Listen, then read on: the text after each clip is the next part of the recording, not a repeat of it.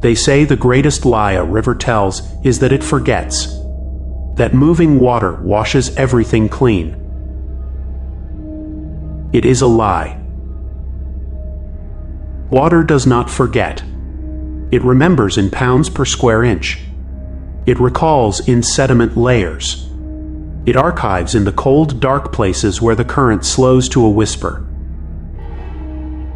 Some sins are too heavy to carry. They sink. They settle. They fossilize into the bedrock. And they wait, not for forgiveness, for use. This is not a ghost story. This is a ledger, an account of a debt. It is the story of a covenant written not on stone, but in bone meal and signed in the flour dust of powdered faith. Family, draw near. The water is rising. This is the Dread Codex. And the story begins at the Mercy's Bend grist mill, where they do not grind grain anymore. They grind the meek.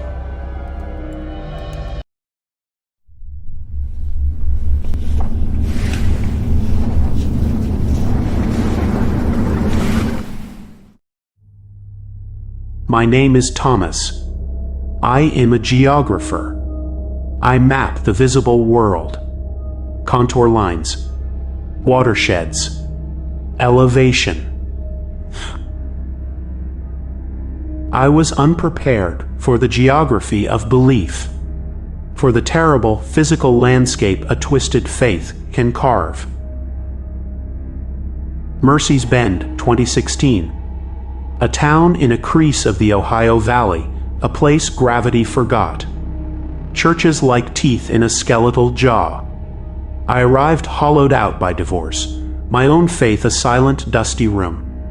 The offer of housing felt like providence, a restored grist mill, historical, beautiful. A charity rate from the owner, Silas Finch, a man whose handshake felt like holding a bundle of dry reeds. It's a ministry of provision, he whispered. The mill, it has appetites. It prefers tenants who understand hunger. The mill was a postcard. Exposed heart pine beams. The majestic, groaning wheel. The constant, lulling thrum-thrum thrush of water on wood. And the smell.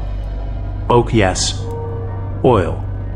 But beneath it, the iron tang of a spent match, the sweet rot smell of apples stored too long in a wet cellar. The dreams were not dreams. They were rehearsals. I'd wake at 3:07 a.m. Exactly. The hymns were already in my head, fully formed, in harmonies that felt mathematical. Sacred geometry for the soul. I'd find myself at the window, watching the foaming black water below the wheel, feeling a pull so profound it was like nostalgia for a home I'd never known. My roommate Jeremiah, a man built like an oak trunk with a pastor's heart, called it a stirring of the spirit. Our third, Caleb, a former seminarian whose faith had curdled into sharp intellect, said nothing. Until he did. He slammed his coffee mug down. Stop. Just stop and listen. We heard the water, the old timbers settling. No, he said, staring at the wide plank floor. Under. A resonance. A C sharp, below middle C. Sustained. It's the note a stone makes when it's wearing another stone away. The weight came next. Not in the room. On the room. As if the air had thickened to slurry. You didn't breathe it, you sipped it. Jeremiah, practical to a fault, went into the crawlspace. He emerged looking like a man who'd seen his own grave. In his palm, a handful of gray, flour-fine dust. "There's a foundation stone," he said, voice stripped of inflection. "Carved. It says, 'Blessed are the meek, for they shall be ground.' The last word is underlined. By a chisel. Or a claw." We laughed. The laugh of men on a ledge.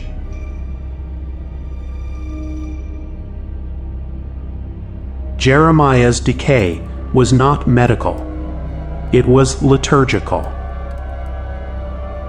His booming voice softened to a murmur. His Bible study became a fixation on a single, terrible metaphor: the winnowing fork, the baptism of fire, the bread of affliction. He'd run his hands over surfaces, weeping at the smoothness of my desk, the unyielding edge of the countertop. "It's all preparation," he'd whisper. "Everything is grinding or being ground." Caleb went to the Historical Society. He returned a ghost. The document he held wasn't a history.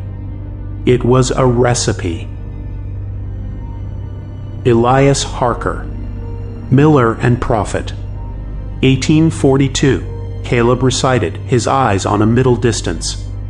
He preached that the soul was chaff, prickly, proud, defined by its husk. That true salvation was the reduction of the self to its most essential, useful powder. Sin was structural. It had to be physically crushed out.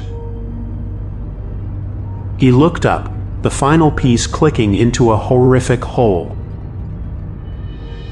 They weren't a congregation. They were a crop. The mill wasn't his business. It was his chapel. And the stones were his altar.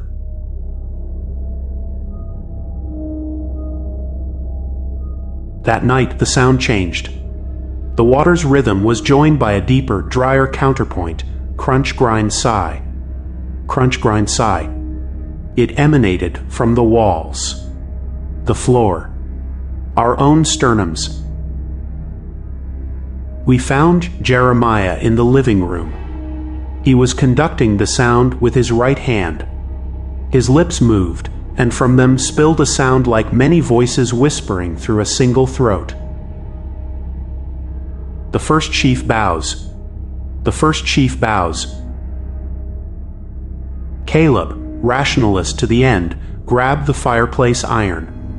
He screamed not a prayer but a defiance. "You are not real. You are a story told by rotten wood." He struck the central foundation stone. The grinding stopped.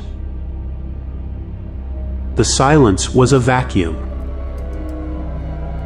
Then, a sound like a green branch being slowly pulped in a gear.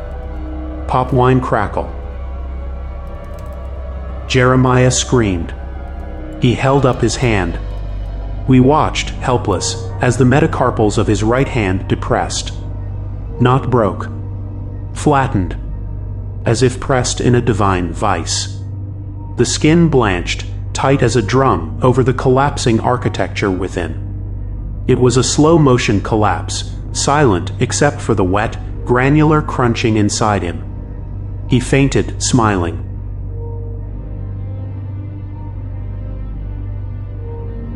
The hospital called it spontaneous idiopathic bone dissolution, a medical miracle. We knew it was a theological one. We fled to a motel. Caleb dug deeper online, a digital exorcist. He found the farmer's diary entry about the 1843 fire. They stood at the windows, he read, voice monotone with terror. Singing. The flames touched them and turned white, like wheat chaff on a breeze. They weren't consumed. They were refined. The bodies were found unburned.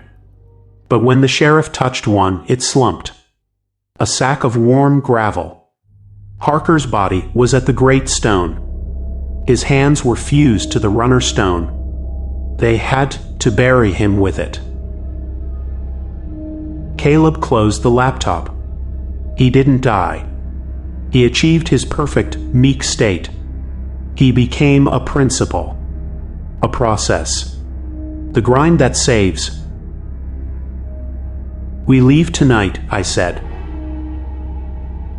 "He's not in the mill, Thomas," Caleb replied, utterly empty. "The mill was just the workshop. The belief is the engine, and Jeremiah started the motor." Jeremiah woke serene. "It doesn't hurt anymore," he said, cradling his ruined hand. "It's a quieting. He's making room for the still, small voice, by removing everything that isn't it." He walked out.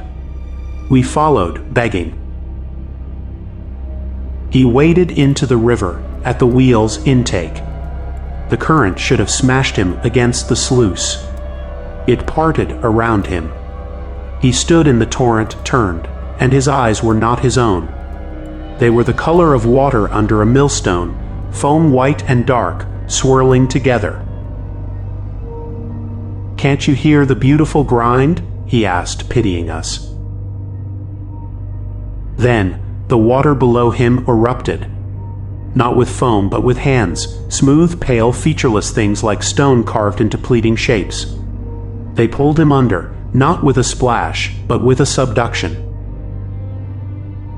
The police found a single item downstream, his left shoe, filled with a warm gray flour like dust.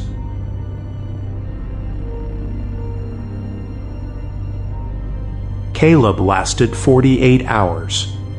He tried to armor himself in logic, in historical critique. The dreams won. He'd wake gagging. "It's in the air. I can taste it on my teeth. It's gritting me down." I found him in the motel shower, fully clothed, scouring his skin with a stiff brush. "It's not pain," he sobbed. "It's texture. He's giving me texture." The next morning, a note. "Consecrated ground. It has to stop at consecrated ground, or I am wrong about everything." I found him in the Mercy's Bend First Methodist Church, kneeling at the altar rail. It was not possession. It was processing. His body compressed in a slow, rhythmic pulse, like a bellows expelling not air but space. His ribs descended. His clavicles sank. A fine, blessed-looking white powder puffed from his collar, his cuffs, with each celestial compression. He was praying, the words crushed into a steady, breathy hiss. "Lord have mercy, Christ have mercy, Lord have mercy." And behind him, solid as the altar itself, stood Elias Harker. He wore a miller's dusty coat. His face was long, austere, etched with divine sorrow. In his hands he turned a small handheld millstone, a quern. With each rotation, Caleb's body compacted, meekly, efficiently. Harker looked up. His eyes were not eyes. They were the smooth, worn holes in the center of ancient grinding stones. He saw me. He did not smile. He nodded. A theologian acknowledging a fellow student. Then he leaned close to Caleb's ear, and I heard it, the voice that was the sound of the mill-given thought. Almost flour. Almost faith. I ran. I crossed continents. I live in a desert now. I thought no water, no wheel, no metaphor. I was wrong. The harvest is not a location. It's a conversion. Last month, Jeremiah's sister sent me a photo of a small linen bag she'd received. Inside a powder. Gray, with a faint pearlescent sheen. The note read, "A tithe of your brother's stillness. Ingest with water, that you may know the peace that surpasses all structure. Caleb's coroner's report, which I paid a haunted man to obtain, listed the cause of death: complete somatic granulation, total loss of structural integrity of the osseous and cartilaginous framework, absent macroscopic trauma. They found him in the shape of a man deep in prayer. When they went to move him, he settled into a fine, devout heap. And last night I was brave. I thought I heard the rain, a blessing in the desert. I put a glass under my kitchen faucet. I turned the handle. The water came out white, opaque. It had the consistency of thin milk. It smelled of petrichor and sacrament. As it filled the glass, a sound rose from the drain. Not a groan. The clear, pure, resonant note of two perfect stones meeting. C sharp below middle C. And a voice, woven from Jeremiah's joy and Caleb's resignation and the river's eternal memory, whispered up. The wheat does not choose the mill. The mill chooses the wheat. You have been measured. You have been found sufficient. The grinding is grace. The powder is peace. We are making you forever meek. We are making you part of the everlasting bread. Drink, Thomas, and be saved.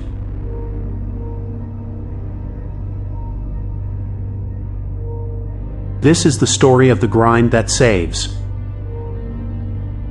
Evil is not always a rebellion. Sometimes it is the most devout obedience to a terrible truth. It is the worship of the empty, the elevation of the void, the liturgy of reduction. It mistakes annihilation for purity and calls the dust left behind holy. So listen, family, with more than your ears. Feel the structure of your own bones. Trust their solidity. If you ever feel a strange longing near old water, a craving for smoothness where there should be an edge, if your prayers begin to sound like a list of things to be removed, if you are offered a salvation that feels like settling, like a slow, loving collapse, flee. Some hunger is not for sustenance, but for the silence that follows consumption. And some gods are not creators. They are millers. Send your whispers to contact.thedreadcodex@gmail.com. We are the keepers of the unquiet truth. Your subscription is a ward. Your comment is a prayer. Until next time, may your foundation hold. May your soul remain gloriously, defiantly unground. Good night.